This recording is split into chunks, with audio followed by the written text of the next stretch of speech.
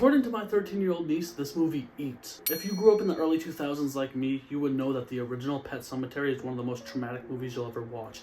It's bone-chilling, it's eerie, and it's just freaky. I made an entire video about Zelda because that character alone terrified me, so if you want to check it out, check it out. So I finally said to myself, you know, I'm going to check out the sequel after all these years, and I had high hopes for it.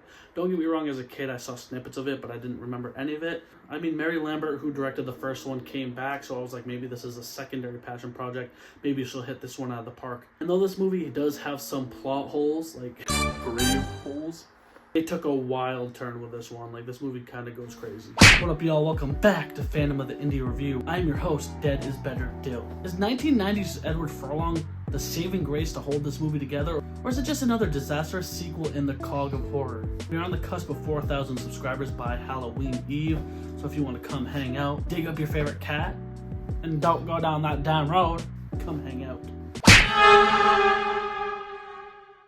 This movie starts out with an actress named Renee Hollow Matthews who is on set of what appears to be a horror film, and she is the main star. In between takes, she has a conversation with her son Jeff Matthews, played by our boy Edward Furlong. Amazing childhood actor. Jeff is very devastated because he genuinely wants his mom and dad to get back together. He's like, yo mom, can we please have dinner together? And she's like, absolutely, just don't get your hopes up. And as they share a quick bonding moment showing how much Jeff cares about his mother, she gets back to acting and gets killed in a freak electrocution accident, setting the movie up with some heartbreak and trauma right away. Jeff's father, Dr. Chase Matthews, decides it's best to move back to Maine to get out of California, away from the glitz and glam in Hollywood, and just raise his son to have a normal, average life. So they get back to Maine, and it's the town where the Creed family had their infamous urban legend unfold in the first Pet Sematary. So the lore and aspect of Louis Creed burying his cat and his son and his wife is just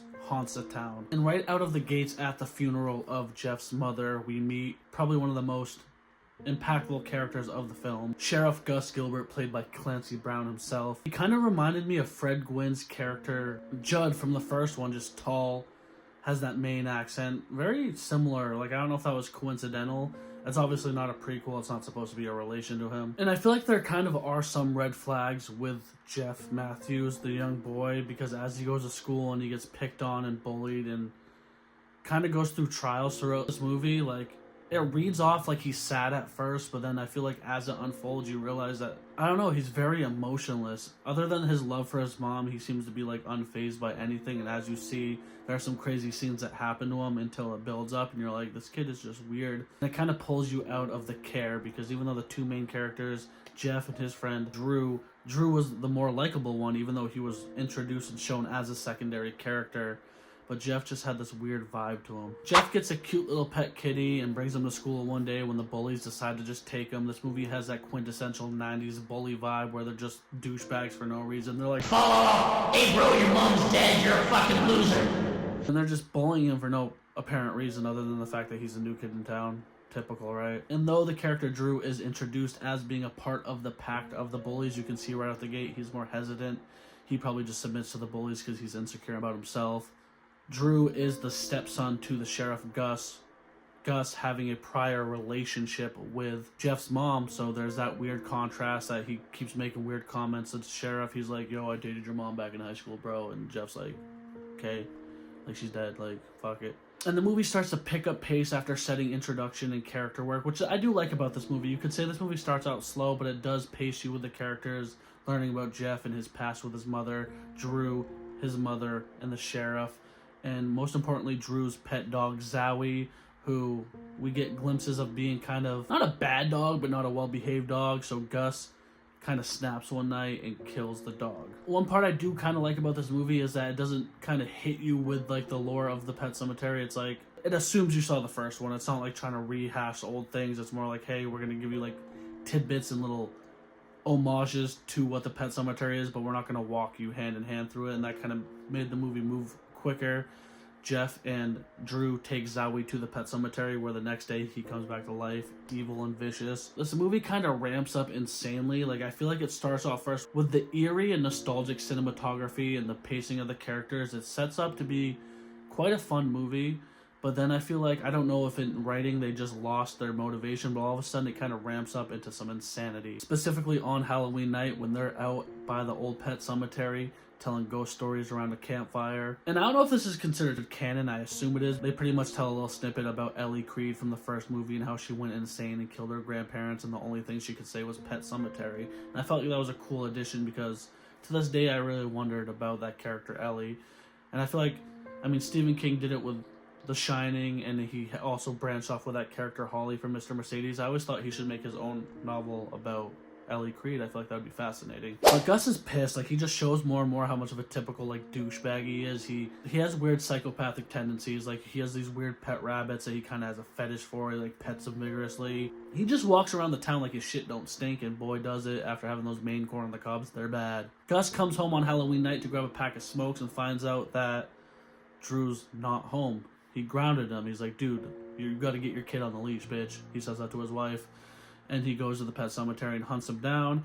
And through a brutal altercation, he starts to belligerently try to beat Drew. Drew's like an 11-year-old kid. He goes to beat him with like a tombstone or something, or like a bench. I can't remember. And then Zowie, the dead dog, comes out and kills Gus. One thing that fascinates me about the pet cemetery idea is just the lore and aspect of it, how vague it is, and how you pretty much have to figure it out for yourself. But the fact that essentially if you bury your loved ones in the pet cemetery, they come back, but in my mind they don't come back as themselves, and they don't come back evil just to make it scary. Clearly another demonic soul is possessing them instead of like the soul that was them originally, if that makes sense. So Gus gets killed and they bury him in the pet cemetery, and the next day he comes back, and then the movie just goes full throttle. Like, it just doesn't take itself seriously. Like, he comes home, he looks like all zombified, giant wound in his neck, just being goofy as hell. And I know they're little kids. I know Drew and Jeff are like 12, but Drew's like, yeah, Dad came home last night and he gave me extra pancakes and he was just really friendly to me. But, like, obviously you can see by how he's behaving, he's walking around like a slapstick zombie. It's kind of eerie, but it's mostly funny. Like, there's a dinner scene where they're all sitting there. Jeff stays the night at Drew's house and they're like eating food. Gus like spills food on the ground and they just start laughing hysterically. One thing I did notice with sequels along the likes of this, Texas Chainsaw Massacre 2, Child's Play 2, it for some reason gets more comedic as it goes. I don't know if they are like, yo, we struck gold once and now we're gonna make it a franchise, or if they just lost motivation. Instead of trying to make it scary again, they just went for the humor aspect. I never understood that, but for some reason in horror they just get more funnier as they go along.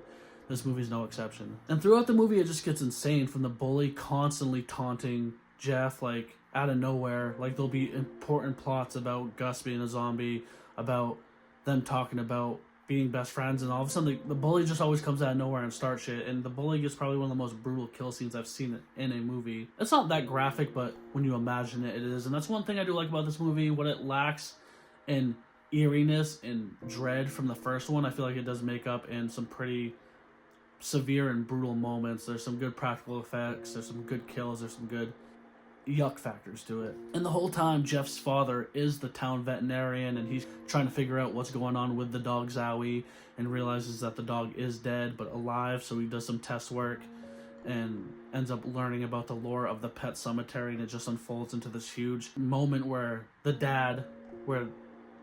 Jeff's dad is the only one that kind of grasps the severity of it. Obviously, Jeff and Drew know about the pet cemetery because they brought Gus back to life.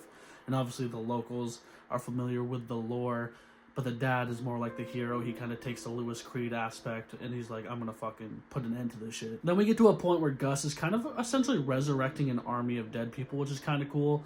He, like, kills the bully, brings it back. He undigs Jeff's mother and brings her back. And obviously he's doing it because these evil spirits and entities want death and to wreak havoc, and it's almost like he's building his own little like heel faction, and it's really cool. But Jeff is just fixated on his mother. He misses her really bad, and he decides to give into the temptation. Like he's working with Gus essentially. Gus's character just always blew my mind because how much he viciously hated Drew and the mother and how bad he tormented them, but he's kind of like helping Jeff on the side, like, yo, I'm gonna get your mom back. Obviously for evil intentions, but such a back and forth. It's such a chaotic character, especially when he gets zombified. Like, I want to say, like, if I had seen this movie as a kid, he would have been up there with, like, a horror icon for me, but somehow he just slipped under the radar.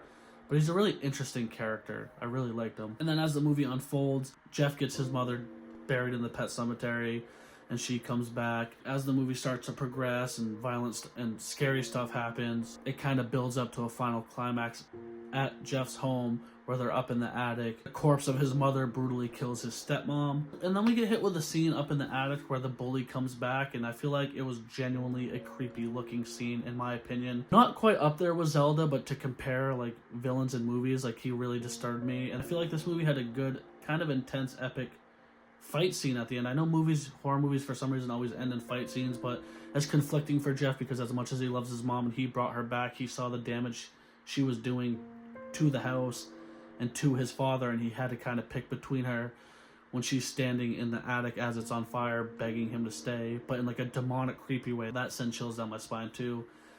And he chooses his dad over his mom, and that's essentially the movie. That's Pet Sematary as a whole. It's kind of a rehash of the first movie.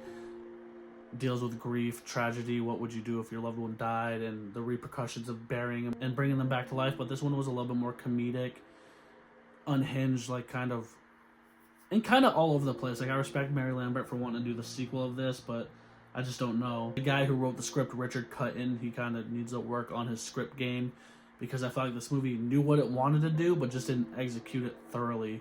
And I just can't explain it. It's one of those movies where you watch and you're like, this one is, it's kind of confusing because it's scary at times, it's bloody at times, but it's comedic in like a self-aware, obnoxious way. It's not like, hey, this is funny because like we're scared and we're using laughing as a mechanism to cope. Like it's like, hey, throw in this humor, but it's spread out throughout the movie far too much. But it's a pretty good movie. All in all, was I disappointed with it? No. Was it better than I thought? Definitely not, but I had a good time watching it. It was creepy. I loved the vibe of the way it was filmed. It looked like Maine. I'm from New England. A lot of blood and gore.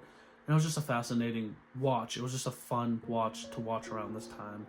And I enjoyed it. So yeah, guys, that's the video. Subscribe.